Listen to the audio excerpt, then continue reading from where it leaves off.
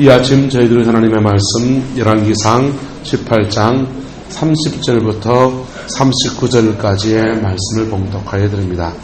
하나님의 말씀을 받으시길 바랍니다. 엘리야가 모든 백성을 향하여 이르되 내게로 가까이 오라. 백성이 다 그에게 가까이 가매 그가 무너진 여호와의 제단을 수축하되 야곱의 아들들의 지파의 수요를 따라 엘리야가 돌 12개를 취하니 이 야곱은 옛적에 여호와의 말씀이 임하여 이르시기를 내 이름을 이스라엘이라 하리라 하던 자들아, 그가 여호와의 이름을 의지하여 그 돌로 제단을 쌓고 제단을 돌아가며 곡식종자 2 알을 둘만한 도랑을 만들고 또 나무를 벌리고 송아지의 각을 떠서 나무 위에 놓고 이르되 통 4새 물을 채워다가 번제물과 나무 위에 부으라 하고 또 이르되 다시 그리하라 하여 다시 그리하니 또 이르되 3번째 그리하려 하여 3번째도 그리하니 물이 제단으로 두루 흐르고 도랑에도 물이 가득 찼더라. 저녁 소재 드릴 때에 이르러 선자 엘리야가 나아가서 말하되 아브라함과 이삭과 이스라엘 하나님 여호와여, 주께서 이스라엘 중에서 하나님이신 것과 내가 주의 종이 된 것과 내가 주의 말씀대로 이 모든 일을 행하는 것을 오늘 알게 하옵소서.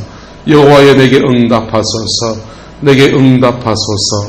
이 백성에게 주 여호와는 하나님이신 것과 주는 그들의 마음을 돌이키심을 알게 하옵소서 하며 이에 여호와의 불이 내려서 번제물과 나무와 돌과 흙을 태우고 또 도랑에 물을 핥은지라. 모든 백성이 보고 엎드려 말하되 여호와 그는 하나님이시로다. 여호와 그는 하나님이시로다 하니. 아멘.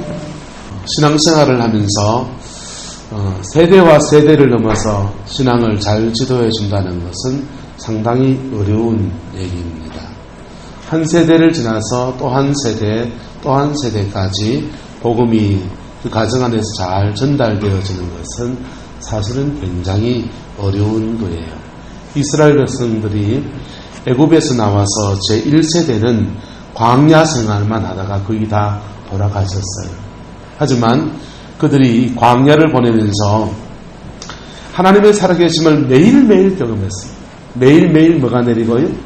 만나가 내리고, 목말라서 막 그럼 불평하고 원망하기도 했지만은 갑자기 반석이 쭉 갈라지더니 물이 팍 솟아나기도 하고요. 예, 요즘 그 이스라엘의 광야 지역에 가면요, 시내산에서 그 생수가 발원했던 그 반석들이 발굴이 되거든요. 그런데요, 그 반석이 뭐 요만한 돌비 이래가지고 퉁 친 게 아니에요. 진짜 아름드리 큰 바위돌을 탁 치는데 물이 이렇게 계곡으로 흘러내리듯이 그렇게 흘러내린 언덕 위에는 큰 돌들이.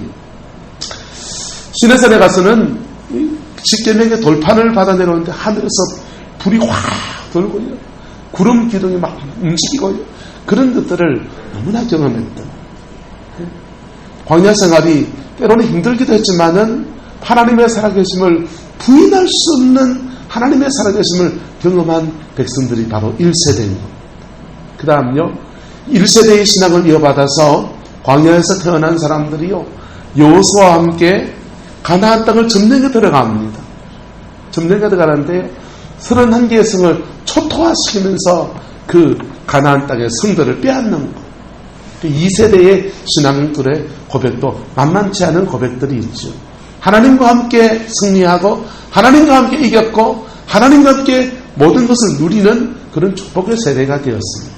그런데 3세대부터는 복잡해지는 거예요. 3세대부터는요, 또다시 광야를 걸을 필요가 있나요? 또다시 정복해야 될 필요가 있나요? 이제는 없는 거예요. 이제는 광야 지나갈 사람들 지나갔고, 그 다음 세대 사람들이 정복해 놓았고, 이젠 정복해 놓은 땅에다가 농사 짓고 잘 먹고 잘 살면 되는 거지요. 맞아요, 안 맞아요? 이제 일구어 놓은 터 위에서 그들이 누리게만 하면 되는 건데 여기서 문제가 생깁니다. 그냥 누리기만 하면 되는데 이스라엘 백성들은 애굽에 있을 때도 농사를 지어본 적이 없어요. 애굽에 있을 때도 그들은 양을 먹이는 고센 땅에 따로 가서 양 먹이는 사람들이었고, 광야를 지나가면서는 양 떼고 소 떼고 먹고 거기 광야에서 데리고 올 수가 있는 소리가 없습니까? 없잖아요. 그러니까 광야를 지나가면서는 자기 한 몸 추스르기에 바쁘게 지나왔던 사람들입니다. 그리고 가나안 땅에 들어와 가지고는 이제는 유목민족의 양치는 민족이 아니라 이제는 농사를 지어 살아야 돼. 농사를 지어 살아야 되는데 여러분이 농사를 짓고 있잖아요. 농사를 짓는 분이 만약에 도시에서 농사에 아무것도 모르는 사람이 여기 기촌했다고 한번 생각해 보십시오. 마늘 언제 심어야 됩니까? 지금 심으면 됩니까? 작물마다 파종 시기가 있잖아요. 시금치 언제 파종해야 됩니까? 땡볕살에 파종해야 됩니까? 쪽파는 언제 심어야 됩니까? 겨울에 심어야 됩니까? 봄에 심어야 됩니까? 여름에 심어야 됩니까? 작물마다 다 파종 시기가 다르잖아요. 심어야 될 때와 심지 말아야 될 때와 토질이 여기 맞고 저기 안 맞고 있어요, 없어요? 있잖아요. 경북 의성지방에 가면은 마늘을 심는데 거기는요 논에다가 막 심거든요. 논에다가 심어요. 논에다 심어도 겨울 지나고 난 뒤에 봄에 캐면 마늘이 좋다 보여. 육종 마늘. 그런데 이 구룡포에서 논에다 마늘 심으면 됩니까? 안 됩니까? 배수가 잘 안 돼가지고 안 된다고요. 의성은 화산대 토양이기 때문에 배수가 잘 돼서 그 마늘 논에다 심어도 돼요. 자, 토질 따라 다르고 날씨 따라 다르고 그런 거라고. 특별히 이스라엘 지방은 금기와 우기가 따로 있어요. 금기 때는 사하라 사막에서부터 뜨거운 바람이 막 몰려오기 때문에 뭘 심어놔도 되지를 않아요. 우기가 되면요 지중해에서부터 물기를 먹으면 바람이 몰려오니까 그때서야 뭘 심어도 되는 거라. 그래서 금기와 우기가 따로 있고, 특별히 봄에 비가 오고 가을에 비가 오고 두 시기에 집중적으로 비가 오기 때문에 그 시기를 잘 맞춰야 돼. 자, 광야를 지나왔습니다. 양치는 것도 잊어버리고 소 키우는 것도 잊어버리고 창 들고 전쟁만 치르다가 정복을 했는데 이제는 전혀 낯선 환경에서 농사를 지어야 됩니다. 농사를 지어야 되는데 농사의 시기를 어떻게 맞춰야 될지 누구한테 물어봐야 됩니까? 그 땅에 살고 있는 사람들한테 물어보기 시작합니다. 그 땅에 가나안 땅에 살고 있는 사람들한테 물어보기 시작했더니 농사는 이렇게 지어야 되고 이건 어떻게 심어야 되고 가르쳐줍니다. 그런데 우리나라는 어제 무슨 날이었습니까? 보름이잖아요. 옛날 보름날 뭐 했습니까? 그냥 집 태우고요. 저도 생각하면 깡통에다가 나뭇가지 넣고 이거 돌리고 그리고 밤에 오줌 싸고 그렇게 저는 그냥 즐거운 놀이의 날인 줄만 알았어요. 그게 종교적인 의미도 있나요, 없나요? 있잖아요. 달을 숭배했던 시절에, 원력을 쓴 달을 숭배했던 시절에 달을 섬기던 날이다. 달신을 섬기던 날이었다니까. 그처럼 가나안 땅에도 농사의 절기절기마다 한간이 뭐 섬기는 날이었습니까? 달한테 뭐 비는 날요? 소원 비는 날이었잖아요. 그처럼 우리의 농사의 절기절기마다 미신 섬기는 날이었던 것처럼 이스라엘 백성들도 절기절기마다 비 오는 때는 농사 시작할 때는 어떤 절기를 지키고 농사 마칠 때는 어떤 절기를 지키고 그게 가나안 풍속들의 그냥 씨앗만 심고 그런 게 아니고 그 당시 자기들이 섬기는 신을 섬기는 날인 거예요. 근데 가나안의 농사법은 심각한 문제를 안고 있어요. 그들은 이 비가 너무너무 귀했기 때문에 비가 안 오면 기우제도 드려야 되고요. 어떻게든 농사 짓기 전에 비가 많이 오도록 기원하는 기원제를 드려야 되는데 그 기원제가 바알과 아세라 신을 섬기는 날이었습니다. 바알은 가나안 사람들 섬기는 남신이고요. 우리나라의 불교나 이런 종교는 아주 그래도 양반 종교예요. 가나안의 바알 신앙과 아세라 신앙은 바알은 남신이고요. 아세라는 여신이에요. 비가 어떻게 오느냐? 이 둘이 남신과 여신이 성관계를 가질 때 비가 온다고 합니다. 그래서 그들은 바알 보올의 축제라고 바알 아세라 신을 섬기는 기우제 드리고 농경을 축복해달라고 하는 비오라고 간구하는 기도의 시간을 드리고 난 뒤에 그 둘이 뭐 해야 됩니까? 성관계를 해야 비가 많이 오잖아요. 그래 믿으니까 바알과 아세라가 성관계를 잘 가지도록 밑에서도 짝짝꿍, 위에서도 짝짝꿍 그런 신앙생활을 합니다. 그래서요 그날 선남 선녀들이 남의 여자 네 여자 가릴 것 없이 네 남자 내 남자 가릴 것 없이 저그들끼리 모여서 온갖 음란한 일들이 막 일어나는 거예요. 그 속에서 이상한 아이들이 막 태어나고요. 그런 속에 가정들이 그냥 막 으그러지고요. 그런데도 비가 와야 된다. 비가 와야 농사를 짓고 농사를 지어야 먹고 살지요. 그게 그들의 신앙 속에 민간 신앙 속에 빠져들어갑니다. 그러다가 아합왕이 북이스라엘 아합왕이 아내를 드리는데 이방 여인은 이세벨이라는 아내를 드려요. 그랬더니 이 이세벨은요 민간에 그런 것이 조용히 행해지고 있어서 나라에 금하기도 하고 그랬던 이상한 더러운 풍습을 그냥 이세벨이 남편을 꼬드겨-가지고 국가적인 의례로 받아들입니다. 국가적인 의례로 받아들이고 이 하나님의 말씀을 따라 세워진 이스라엘이 졸지에 우상 숭배의 그냥 종교가 바뀌어지는 그러한 영국으로 전락되어지는 겁니다. 이 피해는요 가정의 파괴와 또 하나는요 하나님의 권위가 사라지면 누가 제일 힘들까요? 임마누엘 칸트라고 하는 사람이요 순수 이성비평과 실천 이성비평이라는 두 번의 명제를 내놨습니다. 순수 이성비평은요 하나님이 계신가 안 계신가 자기의 그냥 이성적인 것으로는 판단하기 어렵다. 이게 순수 이성비평이에요. 실천 이성비평은요 그런데 하나님은 필요하다라는 거. 네. 하나님의 권위가 없으면 사람들의 윤리가 타락해도 제재할 방법이 없고 하나님의 권위가 없으면 하나님 살아계시다라고 하지 않으면 지옥이 있다라는 말을 하지 않으면 인간이 죄성이라고 하는 것들을 절제시킬 수 있는 그런 방법이 없다. 그래서 그 사람은 인간의 죄를 윤리적인 것을 위해서 하나님을 필요로 한다 이런 얘기를 했어요. 근데 하나님이 계십니까 안 계십니까? 계시잖아요. 그러니까 그들이 죄를 지었는 데 대해서 중요한 문제가 생기는 거예요. 하나님의 권위를 땅에 떨어뜨리고 바알과 아세라를 섬기는 이방신을 섬겼더니 그들에게 하나님의 말씀 율법의 의미가 있을까요? 없을까요? 하나님 권위가 날아가는데 이 율법이 무슨 의미가 있어요?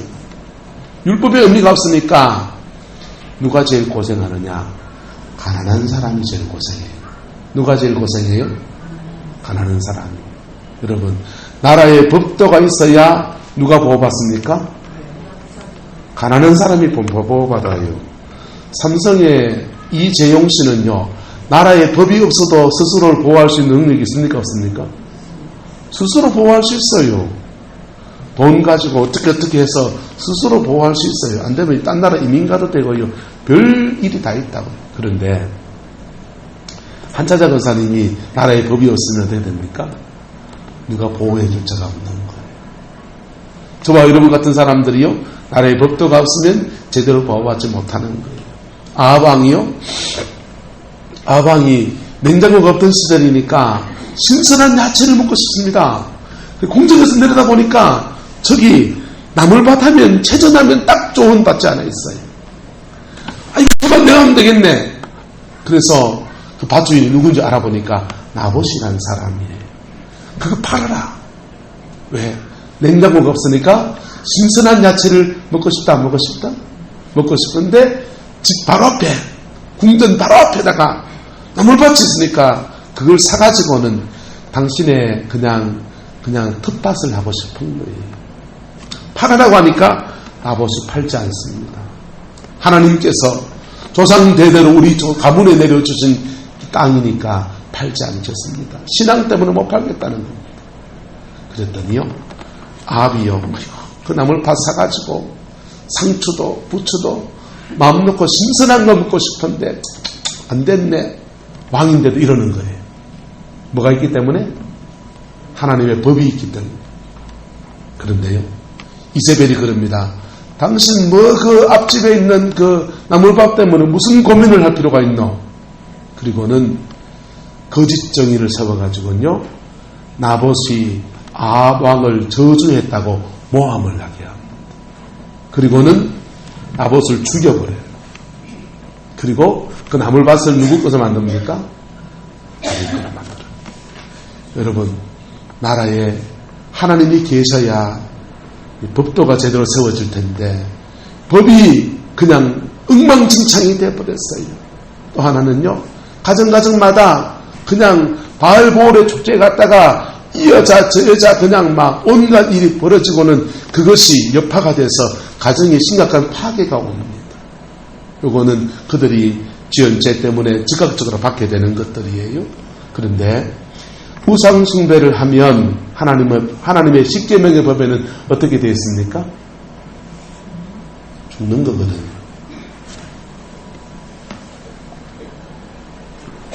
내가 하나님이 안 계시다고 해서 하나님이 안 계신 겁니까? 난 하나님이 안 믿어! 한다고 그분이 안 계신 겁니까? 그분은 계신 거라. 할렐루야. 그래서 하나님은 이스라엘 백성이 바알신을 섬기든지 말든지 간에 당신의 법을 집행하셔야 돼요. 당신의 법을 그들이 하나님 인정하지 않든지 인정하든지 간에 그들이 지은 죄에 따라서 당신의 법을 집행해야 돼요. 그러면 어찌해야 됩니까? 그들이 음란의 죄를 지었으니 가정에 파괴가 오는 건 당연한 거예요. 그들이 우상 숭배를 했으니 뭐가 사라져야 돼요? 이제 생명들이 이제 막 죽어나가야 돼요. 이런 때에 하나님의 사람이 등장합니다. 그게 엘리야라는 사람이에요. 엘리야가 하나님께 민족을 올리면서 기도하며 나갑니다. 기도하며 나갔더니요, 여러분, 중보기도는 장난이 아니라고요. 중보기도는 뭐라고요? 장난이 아니에요. 누가 죽어나가야 된다고요? 지금부터는요, 사람이 죽어나가야 된다. 바알볼의 축제를, 우상숭배의 제사를 국가적으로 수행했기 때문에 이제 사람이 죽어나가야 될 순서라니까. 이런 일 저런 일 터져서 이 사람 죽어나가고 저 사람 죽어나가면서 생명들이 막 끊어져 나가야 돼요. 왜요? 하나님의 말씀을 살아있습니까? 안 살아있습니까? 내가 인정해도 인정하지 않든지 이 말씀은 살아있는 거예요. 이 말씀의 역사대로 사람이 죽어나가야 된다. 그럴 때에 중보자가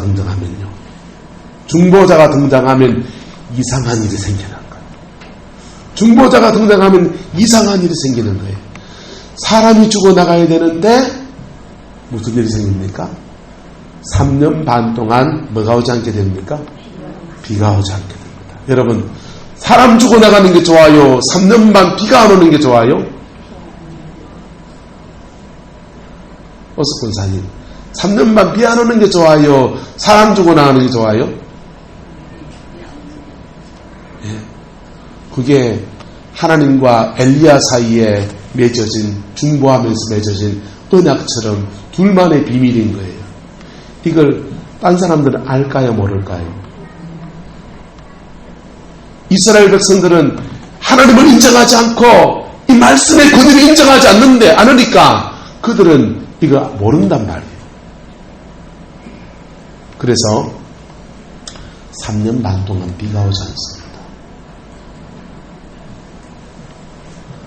3년 반 동안 비가 오지 않는데 이 원망을 온통 누구에게 하겠어요, 사람들은요?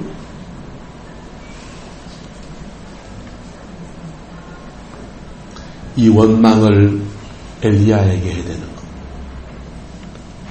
3년 반의 시간을 그렇게 엘리야가 그렇게 보낸 겁니다. 김천에 가면 천성기도원이라는 기도원이 있어요. 그 기도원 위에 용문산 기도원이라는 기도원이 있습니다. 1954년도에 용문산에서 큰 부흥운동이 일어나서 거기에 많은 병자들이, 많은 기도하는 사람들이 이런 문제 저런 문제 않고서 막 몰려들어서 기도하고 병남도 없고 새로운 인생을 찾기도 했습니다.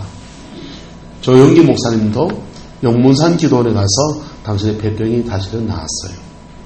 자, 그런데 그 부흥의 운동의 주역 가운데 한 분이 박상천 장로님이란 분이십니다. 이 장로님은요, 나병 환자예요. 나 환자인데 어떻게 그냥 그 용문산 기도원에 와서 은혜를 받은 분이에요.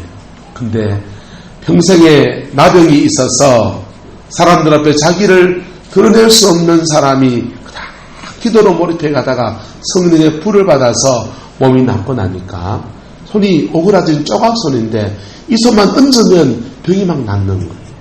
신위현사가 너무너무 강력한 분이죠. 이 소문이 전국에 있는 나환자들에게 들려집니다. 전국의 나환자들이 소록도에만 있는 게 아니고요. 부산에도 있고요.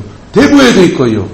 여수에도 있고요. 전국에 그냥 꼴짝꼴짝이에 막 강제 수용해놓은 나환자 시설들이 꽤나 많았잖아요. 예? 그래서 경상도 보고 뭐라 합니까? 보리 문디 같은, 이 문디가 무슨 문디요? 그 문둥이라. 그렇게 경상도가 나환자가 많았는가 보죠. 그렇게 나환자들이 희망의 소리를 듣습니다. 거기 가면 우리 같은 나환자가 거기 나왔다는 거예요. 그리고 그 사람이 병이 나았을 뿐 아니라 다른 사람을 손을 들면 병이 막 낫는다는 거예요. 그러니까 전국의 나환자들이 막 몰려서 차를 안 태우고 걸어서 뭐 이래가지고는요, 용문산까지 올라갑니다. 용문산 그 밑에 마을이 도치량이라는 마을이에요. 사람들이 용문산에 막 몰려오니까 도치량이라는 마을에서는요, 이 가게가 막 열리고요. 그리고 나은봉 장로님이 쓴 책이 있어요. 기독교 도래학이라는 그런 책들이 있는데 그 책을 팔아보면서 이제 돈 좀 버는 사람들이 된 거예요. 그런데 이 도치량의 사람들이 돈 있는 사람을 오는 거는 박수 쳐야 돼, 안 쳐야 돼요? 나 환자가 오는 거는요? 박수 쳐야 되면 쫓아내야 됩니까? 어째야 됩니까? 나병 환자가 도치량 마을에 들락날락 하면서 뭐 이래가지고 부스럼 떨어지고 머리 뭐 이래되고 손일에 없는 사람들이 들락날락 하는 거는 쫓아내야 돼요? 받아주고 환영해야 돼요?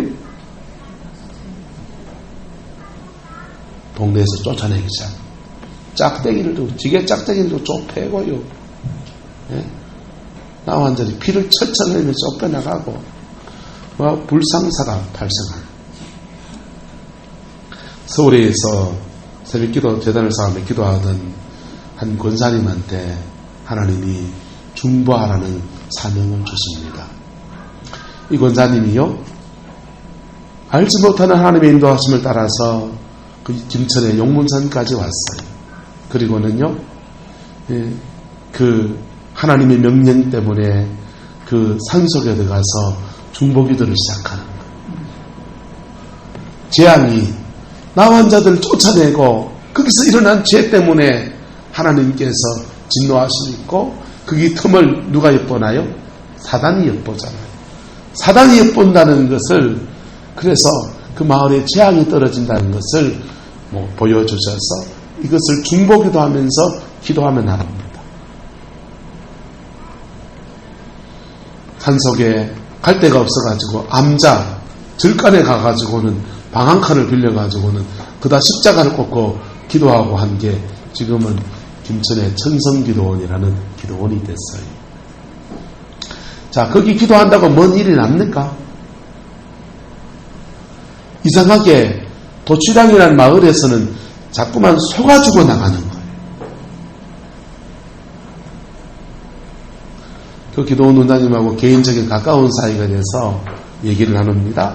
자꾸 속아주고 나가니까 동네 사람들이 무당을 불러다가 구절했습니다. 왜 자꾸 속아주고 나가나? 그랬더니 속아주고 나가는 거는 절간에서 웬 여자가 들어앉아서 기도해서 그렇다는 거예요. 그래가지고는요, 사람들이, 도치랑 있는 마을 사람들이 삽 들고 곡괭이 들고 낫 들고 예배당에 절에 와서 기도하는 그 인간 나가라 하고 도망다니고 난리가 납니다. 누가 죽어 나가야 돼요? 소가 죽어 나가야 돼요? 사람 죽어 나가야 돼요?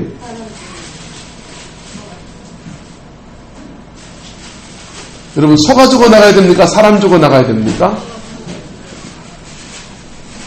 한자 적은사님, 소 죽어 나가는 게 나아요? 사람 죽어 나가는 게 나아요? 소 죽어 나가는 게 낫죠. 근데 이거는 누구와 누구만의 비밀입니까? 하나님과 중보기도자만의 비밀입니다. 하나님과 그 중보기도자만의 비밀입니다. 그래서 모진 핍박을 받으면서 거기서 기도하다가 고터가 기도원이 돼서 전국의 수많은 사람들이 은혜를 입고 주의 종이 되는 아름다운 터가 됐어요. 저희들 부부도 거기 기도원에서 많은 은혜를 받았었지요. 여러분, 따라서 중보기도는 장난이 아니다. 중보기도는 장난이 아닌 거예요. 죄는 죄대로 하나님이 심판하시는 거야. 내가 하나님 인정하든 인정하지 않든지 죄는 죄대로 하나님이 심판하시는 거야. 그가 죄를 심었으면 그 죄에 따라서 하나님이 반드시 심판하시는 거야. 그런데 여기에 누가 붙으면요? 중보자가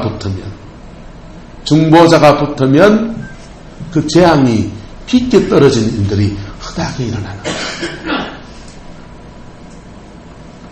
빗겨 떨어지는 게 좋아요? 정통으로 맞는 게 좋아요? 빗겨 떨어지는 게 좋잖아요. 정통으로 맞는 것보다. 그렇지 않습니까? 그것도 안 맞으면 좋겠지만, 그죠? 근데 그거는 몰라요. 그거는 모른다니까.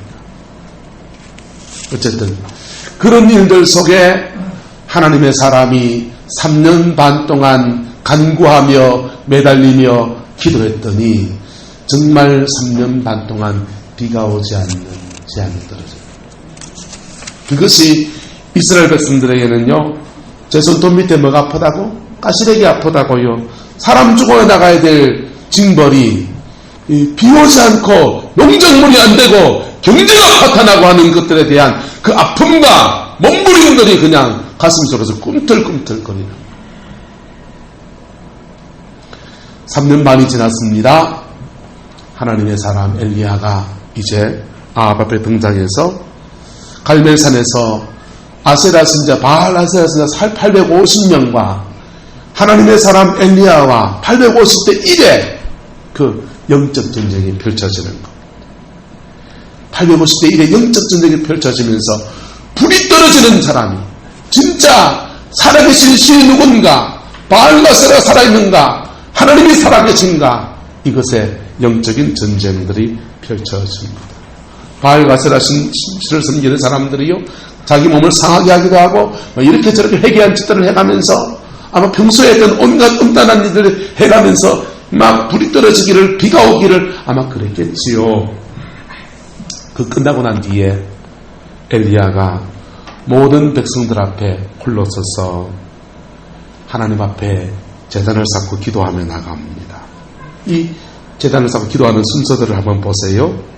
이스라엘 지파의 수요를 따라서 돌을 몇 개를요? 12개의 돌을 가져다가 제단을 축성해요. 하나님의 제단이 무너졌던 그 제단 돌들을 축성합니다. 여러분, 여러분의 신앙에 무너졌던 그 제단돌들이 세워지게 되기를 예수님의 이름으로 축복합니다. 그 제단을 축성해요. 그 다음에요, 도랑을 팝니다. 곡괭이를 들고서요, 그 제단 주위를, 곡괭이를 파요. 곡괭이로, 배수로를 팝니다. 세 번째는요, 나무를 벌리고 송아지를 잡아다가 각을 떠서 나무 위에다 얹어 놓습니다. 여기까지 누가 합니까? 여기까지 엘리야가 하는 거라. 예배가 회복되어지는데, 예배가 회복되어지고 경배가 회복되어지는데, 이 본문에 보면은 엘리야 본인이 하는 게 있습니다. 하나님의 사람 엘리야가 돌들을 모아다가 제단을 축성하고, 그 다음에요, 또랑을 파고, 거기다 나무를 쌓고는, 그 다음요, 소를 잡아다가, 송아지를 잡아다가 각을 떠서 속죄 제물로 얹어놓고, 요건 누가 하고요? 엘리야가 하고. 그 다음에 뭡니까? 물은 누구 보고 뭐라 그래요? 시키잖아요. 이것까지 본인이 다 하지. 그게 아니고 엘리야가 할 일 딱 해놓고 난 뒤에 그 다음 백성들을 시키기 시작합니다. 보세요. 주의 종이 할 일이 있고 또 뭐가 할 일이 있고, 백성들을 그 예배에 통참시켜서 그들의 몫을 감당하게 하는 게 있고, 그렇게 해서 통 내에서 물을 채워다가 번제물과 나무 위에다가 막 셀이 붙기 시작합니다. 여러분, 마른 장작에 불이 떨어져도 지금 반딧불이 먼저 떨어져도 지금 시원찮은 판에 물 부어놓으면 어떻게 됩니까?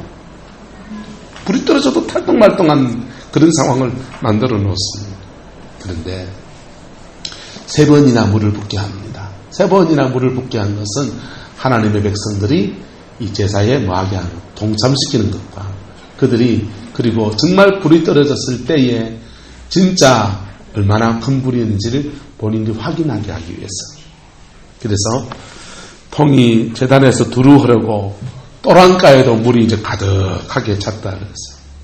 저녁 소리 드릴 때에 엘리야가 하나님께 외칩니다. 아브라함과 이삭과 이스라엘 하는 여호와여, 주께서 이스라엘 중에 누구신 것과 하나님이신 것과, 하나님은 우리가 인정하지 않든지 인정하든지 그분은 하나님이세요. 우리가 인정 안 해도 그분은 역사를 주관하시고요, 심판할 사람 심판하시고요, 복줄 사람 복 주신다고요. 그런데 그 하나님이 이스라엘 중에서 하나님이신 것과 이 고백하는 겁니다. 여러분, 역사를 주관한 하나님이 여러분의 하나님 되시기를 축복합니다. 이스라엘 중에 하나님이신 것과, 그 다음 내가 누가 된 것과, 주의 종이 된 것과, 내가 주의 말씀대로 이 모든 일을 행하는 것을 막이 앞서서 알게 하옵소서. 그렇게 간구하며 기도합니다. 내게 응답하소서, 내게 응답하옵소서. 주 여호와는 하나님이신 것과 주는 그들의 마음으로 돌이키게 하심을 알게 하옵소서. 그렇게 간구하는데, 이제 엘리야가 할 일이 있고 백성이 할 일이 있고, 간구 위에 이제 하늘로부터 뭐가 떨어집니까? 물이 확 내려와서 번제물과 나무와 돌과 흙을 다 태우고, 도랑의 물도 다 그냥 말려가지고 그냥 물이 많으니까 되겠어요. 그냥 수증기가 그냥 연기가 확 솟구치겠죠. 그렇게 예배가 회복되어진 겁니다. 그렇게 예배가 회복되어지고 난 뒤에 일들은요, 엘리야가 하나님께 이제 비를 달라고 간구해요. 비를 달라고 간구할 때에 폭포수와 같은 장맛비가 확 내려, 3년 반 동안 바알가스로 섬기는 사람들이 별짓을 다해도 안 오던 그 비가 쏟아져 내리면서 그 비 속에서 이스라엘의 모든 기근이 회복되어지는 축복을 누리게 되었습니다. 여러분, 여러분이 인정하든지 인정하지 않든지 하나님 그분은 살아계십니다. 여러분이 그분의 편에 서는 은혜가 있기를 축복합니다. 아브라함 링컨이 기도를 많이 했고 기도의 사람입니다. 그런데 남북전쟁이 시작되자 많은 병사가 죽어갑니다. 근데요, 이 아브라함 링컨의 군대가 어느 날 지도자를 모아서 백성들을 이렇게 맞게 이렇게 전쟁 치르는 중에 답답함을 얘기하고 그럽니다.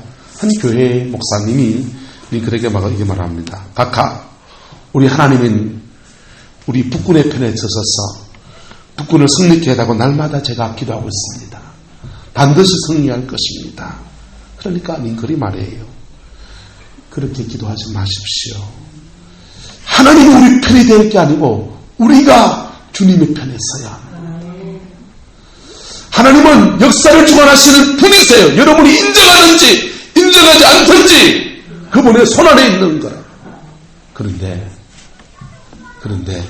우리가 누구의 편에? 우리가 그분의 편에 설 때에 그분은 우리의 삶에 축복하시고 회복시키시는 그 역사들을 이루어가는 겁니다. 하나님 이스라엘 백성을 애굽에서 끌어내서 가나안 땅에 정복하고 이제 안전히 사는 복을 주셨어요. 네, 끝까지 다 먹고 있어요. 구덩이에서 오늘 잔치하는 날이래요. 자, 저와 여러분이 누구의 편이 될 때? 하나님의 편이 될 때. 하나님의 편이 될 때. 저와 여러분의 삶에 놀라운 은혜와 영광의 역사가 풀어지는 거라고. 그게 오늘 본문을 통해서 우리가 받는 교훈이에요. 여러분. 앞으로 시대가 어떻게 풀어져 갈지를 모릅니다. 나라가 어떻게 풀어져 갈지. 남북한의 문제가 어떻게 풀어져 갈지. 이 나라 경제의 문제가 어떻게 열려질지 굉장히 복잡한 셈법을 가지고 우리는 살아가요. 네? 중국이 저게 어떻게 나올지요. 네? 북한이 핵을 가지고 앞으로 어떻게 목리를 부릴지요.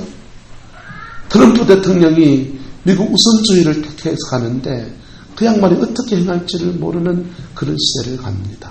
그런데 그럼에도 불구하고 역사를 주관하시는 분은 하나님 그분이십니다.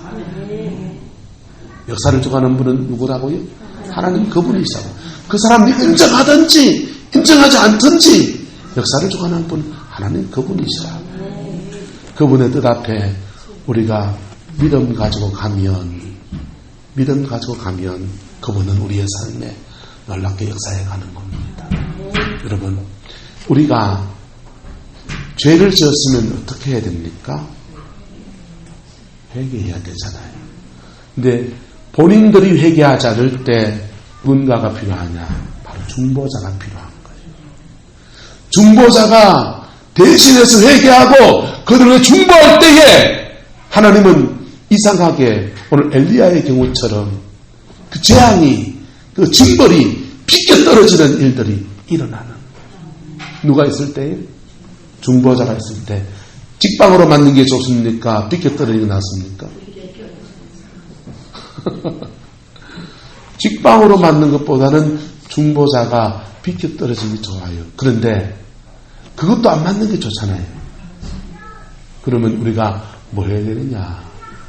여러분 삶에 예배를 회복하시기를 축복합니다. 예배는 우리의 죄가 처리되어지는 놀라운 축복의 통로예요. 예수 믿는 사람들은요, 예배를 통해서 하나님의 은혜를 받고, 그 다음요, 그 받은 은혜 가지고 우리의 생활에서 주님과 동행하는 삶을 살아가야 된다.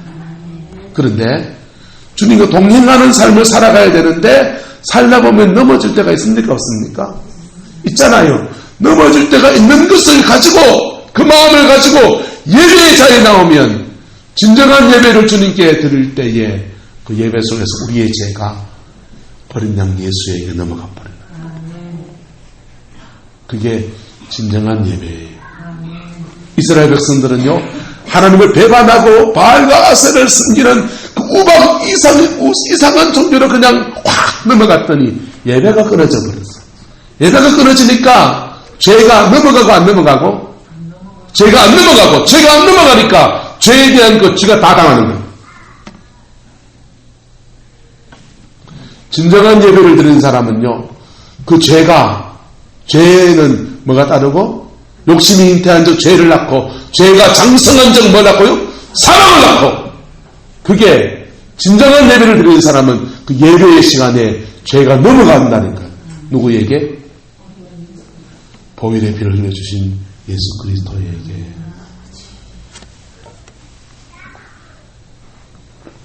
성광 쉼터를 하면서 본의 아니게 유행가를 참 많이 배웠네요. 네, 그 유행가 가사들을 이렇게 보고 뽑아가면서 참 세상은 이렇구나, 세상은 이렇구나 그런 생각이 들어요. 거기에 인간의 후회도 나오고요, 아쉬움도 나오고 하는데 뭐가 없으니까? 속죄가 없으니까. 속죄가 없으니까 죽음 넘어 영원한 내 세계에 대한 고백이 없고요.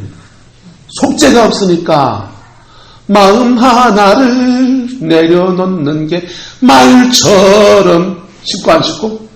안 쉽죠.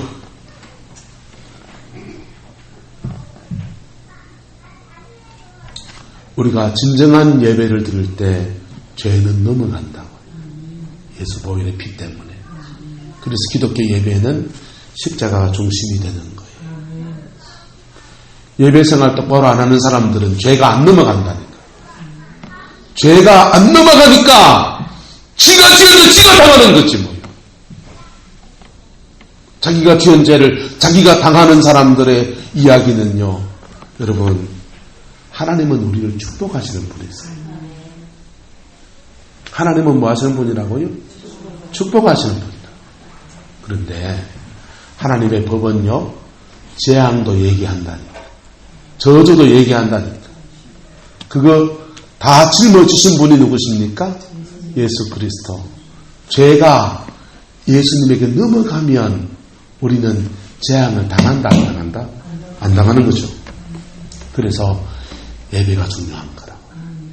다윗은요, 이것을 알기 때문에 하나님의 성전을 짓겠다고 하니까 못 짓게 하시니까 다윗이 천막을 따로 자기 궁전 안에 천막을 쳐놓거든요. 24시간 동안 24시간, 하루 24시간 순서를 따라서 레위 지파 사람들을 끌어집어넣어 놓고는 이스라엘 백성이 이곳저곳에서 죄짓고 그렇게 하지 않습니까? 사람이 연약하니까. 그런 것들을 때로는 중보하고, 때로는 회개하고, 때로는 주님을 경배하고, 때로는 하나님의 영광을 송축하고, 이스라엘의 하나님의 영광이 떠나지 않도록 우리가 늘 주의 편에 설 수 있도록 그렇게 간구하며 기도하는 24시간 동안 릴레이로 계속 끊어지지 않도록, 밤이나 낮에 끊어지지 않도록 그렇게 예배하는 사람들을 따로 세워서 그것을 다윗의 장막이라고 그래요. 여러분, 예배가 장난인 것 같습니까? 그냥 안 보이는 시댁에 그냥 앉아서 그냥 예배 드리는 것 같습니까? 아니요. 예배가 제대로 드리면 여러분의 뭐가 넘어간다고요? 죄가 넘어가고, 죄가 넘어가면서 확정으로 여러분에게 성령이 임하시고, 그 성령 안에서 내 삶을 주님과 동행하는 믿음의 삶을 살아가는 은혜를 얻는 겁니다. 그게 예배예요. 엘리야가 몸부림치며 했던 것은, 중보하며 세우고자 했던 것은 바로 예배인 겁니다. 예배인 겁니다. 왜? 제일 중요하니까 그래요. 예배를 똑바로 드리면 하나님의 임재를 누리고요, 그 임재는 누구의 근위가 세워지고, 하나님의 근위가 세워지고, 하나님의 근위가 세워지면 또 뭐가 세워지고, 하나님의 말씀의 근위가 세워지고, 이 말씀의 근위가 세워지면 말씀 안에서 축복문도 있고 저주문도 있잖아요. 그 근위를 인정하는 사람들은요, 그 안에서 복된 삶을 선택해서 살아가. 그리고 힘없고 가난하고 헐벗은 백성들은 자기 밥 안 뺏기고, 자기가 안 뺏기고 자기 안에서 충실하게 자기 인생을 살아가는 복을 누리고. 할렐루야. 그게 엘리야가 꿈꿨던 나라의 이야기입니다. 여러분의 가정에 이 은혜가 회복되어지기를 예수님의 이름으로 축복합니다. 한 주 예배에 빠지면 그게 그게 아무것도 아닌 것 같지요. 어떤 목사님이 그렇게 얘기하시더라고요. 목사가 기도를 안 하면 한 주간 기도를 안 하면 내가 알고 본인이 알고, 2주간 안 하면 사모가 알고, 3주간 안 하면 교인들이 다 안다 그러더라고요. 근데 설교 늘 하던 사람이 돼가지고 웬만큼 무슨 얘기하면 교인들이 어떻게 반응할 줄 적당히 이렇게 구라치기도 있지요. 그런데 내가 하나님 앞에서는 예배의 삶을 살지 않으면, 한 주간 안 하면 누가 알고? 내가 알고, 2주간 안 하면 옆에 사는 가족들이 알고, 3주간 안 하면 교인들이 안다 그러더라고요. 근데 그건 정말 맞는 것 같아요. 그런데 여러분이 안 하면요, 여러분이 주를 예배하는 삶을 새벽제단이든지 수요 예배든지 간에 하나님 앞에 예배하는 삶을 살지 않으면, 첫 번째 누가 알고? 누가 알고요? 내가 알고. 새벽제단 늘 샀던 사람들이 새벽기도를 안 오면요, 잠자리에 따진 방에 누워가지고요, 자꾸만 새벽에 4시 반, 5시 되면 이 생각 납니다. 새벽기도를 가야 되는데. 그런 마음이 자꾸 들어요. 맞아요? 예? 근데 그 2주간은요, 한 주간 지나가고 2주간 지나가면요, 자기 안에는 이게 묻어져가지고 잘 몰라요. 그런데 자기 가족들은요, 당신 은혜 떨어진 게 보인대. 은혜 떨어지면 사람마다 나오는 말투나 액션이 있잖아요. 예? 여러분이 옛사람이 툭 튀나오니까 알아요, 몰라요? 주변 사람들이 알죠. 그걸 더 방치하면 그 다음 생활의 자리에서 사단이 막 공격했는 것 때문에 여기저기서 막 일이 막 터지는 거예요. 여러분, 아무리 바빠도 예배해야 합니다. 아무리 바빠도 뭐 해야 된다고요? 예배해야 돼요. 아무리 나이가 들어도 뭐 해야 됩니까? 예배해야 됩니다. 예배당에 안 와서 예배할 그런 시간이 안 되고 그러면 요즘 참 좋은 시대예요. 핸드폰만 잘 다루면 찬양 얼마든지 나오고요. 좋은 설교 얼마든지 들을 수 있어요. 텔레비 채널만 리모컨만 잘하면요, CT에서 방송에 좋은 설교, 저보다 훨씬 말씀 잘 전하시는 좋은 목사님 설교 늘 들어요. 여러분, 그 설교 들었으면서도 그렇게라도 주를 예배하는 사람 되시기를 축복합니다. 그 예배가 제대로 들어지면 죄가 넘어간다니까. 세상 그 어디에서 죄가 넘어가는 종교가 있습니까? 죄가 넘어가는 사상이 있습니까? 예? 불교가 죄가 넘어가십니까? 유교가 죄가 넘어가십니까? 어떤 철학이 죄가 넘어가십니까? 근데 기독교는요, 예배하면 죄가 넘어간다니까. 할렐루야. 죄만 여러분에게 넘어가시면 여러분은 여러분의 몫의 인생을 살아갈 수 있어요. 예? 인간의 삶에 내 계획대로 안 되는 많은 원인들은 다 죄 때문이에요. 죄만 넘어가시면, 옆 사람을 축복합시다. 죄만 넘어가면 당신 삶의 축복은 다른 당상입니다. 왜요? 당연한 거예요.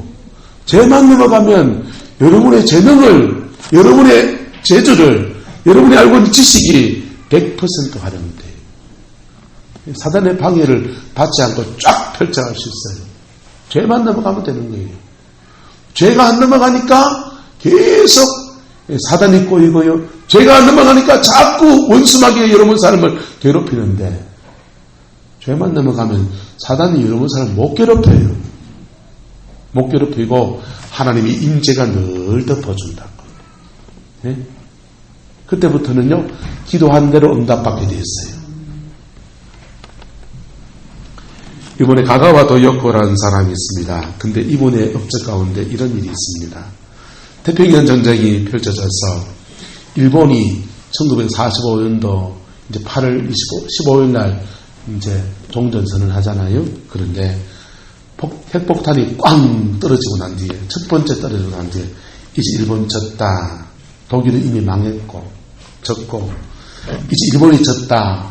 이런 패배의 소식들이 들려지기 시작합니다. 중국 본토의 만주 땅에 20만 명의 일본 사람들이 거기 있어요. 지금까지 당한 거 생각하면 난징 대학살 이런 거 하면서요. 한국 사람들도 굉장히 일본에 많이 당했지만은 중국 사람들도요. 엄청나게 당했습니다. 우리 위안부 문제 때문에 그랬죠. 중국인들 그만치 당했다고. 그런데 20만 명의 사람들이 이제는 일본이 망했는데 전쟁에 졌는데 안전하게 고국으로 돌아갈 수 있으면 너무 좋겠다고 하는데 중국 사람들이 고이 보내줄까 봐 걱정이 늘어진 겁니다. 그렇지 않겠어요? 고이 보내줄겠냐? 중국인들이. 그런데 의외의 결정이 내려집니다. 그 당시 장개석 총독이 일본 모든 사람들을, 일본인들을 그냥 안전하게 편안하게 중국을 떠나서 일본으로 가도록 배려를 해줘요. 사람들이 반대하고 막 그럽니다. 그런데 장개석이 이런 말을 했습니다. 일본 사람들이 중국인들에게 한 만행을 생각하면은 치가 떨린다. 그런다. 지금도 일본의 죄를 사죄하며 우리 중국을 위해서 기도하고 있는 가가와 토이노코 목사님을 생각하면 일본 사람들에게 차마 보복할 수가 없다. 가가와 도요코는요, 20세기 일본에 나온 최고의 성자 가운데 한 분이세요. 이분은 기생의 아들이었는데 태어나면서부터 기생의 아들 딱짓하고 살았으니까 얼마나 비참한 생을 살아요. 그러다가 아버지가 돌아가시면서 그 집안에서 쫓겨납니다. 쫓겨나가지고는요, 길바닥을 헤매다가 선교사를 만나가지고 선교사 때문에 밥도 먹고요, 성경 공부하다가 예수님을 만난 거예요. 예수님을 만나가지고 그때부터 목회자의 길을 걸어가면서 일본의 죄를 회개하고, 그리고 그 전쟁통에 일본에도 고아들이 많은데 그 고아들 위해서 기도하면서 그들을 섬기는 그런 일들을 해갔습니다. 밤낮으로 그렇게 기도하는 가가와도였고, 그 소식, 그 사람에 대한 이야기가 장개석에게 들려졌을 때에 장개석이 크리스찬이거든요. 장개석 총독이 그 사람 생각하면서, 그 사람 한 분 생각하면서 일본 사람들 20만의 사람들을요 안전하게 일본으로 돌려보냅니다. 이 가가와 도요코가요, 우리나라가 이승만 대통령이 집권했을 때에 한국을 방문해서 일본 사람으로 제일 처음으로 한국을 방문해서 일본의 한국 침략과 일어난 만행들에 대해서 사죄한 분이세요. 여러분, 위대한 하나님의 사람은 바로 이런 것입니다. 위대한 중보기도는 바로 이런 겁니다. 여러분, 기도가 장난이 아니라니까요. 예? 기도가 주문이 아니라니까요. 살아계신 그분에게 간구하고 그 간구 때에 그 기도를 주님이 들으시면 때로는 재앙이 빗겨 떨어지기도 하고, 때로는 몰살당한 20만의 사람이 살아나는 게 기도인 겁니다.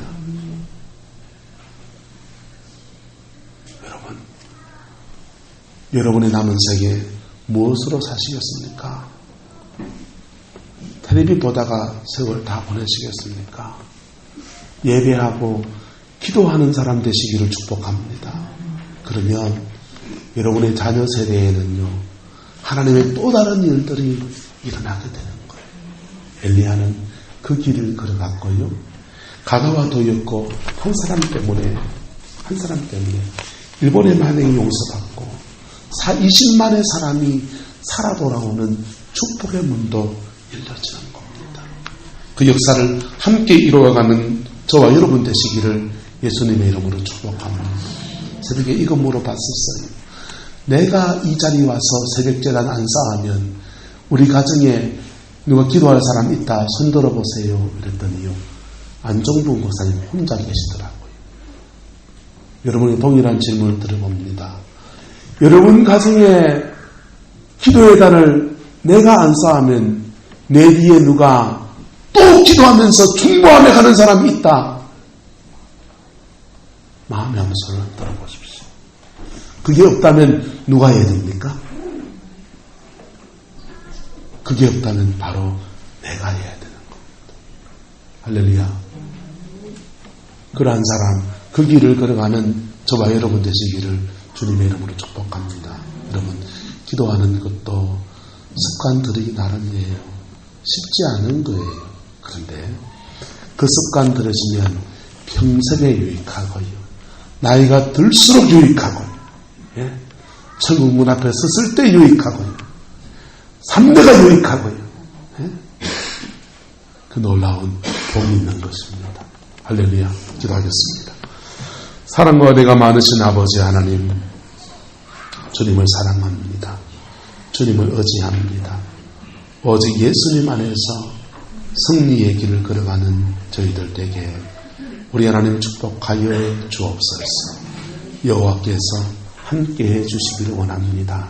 하늘의 영광도 주시고 땅의 기름진 복도 중요하지만 아버지, 우리가 주님을 예배하며 경배하는 진정한 예배가 회복되는 은혜의 삶이 되기를 소망합니다. 성령님 역사하여 주시고 축복하여 주시고 임재해 주셔서 아버지 하나님, 주님의 뜻이 우리 가정에, 우리의 삶의 터에 내리워지는 아름다운 통로가 되게 역사하여 주옵소서. 주께서 함께해 주시기를 원합니다. 예수님의 이름으로 축복하며 기도드리옵나이다. 아멘.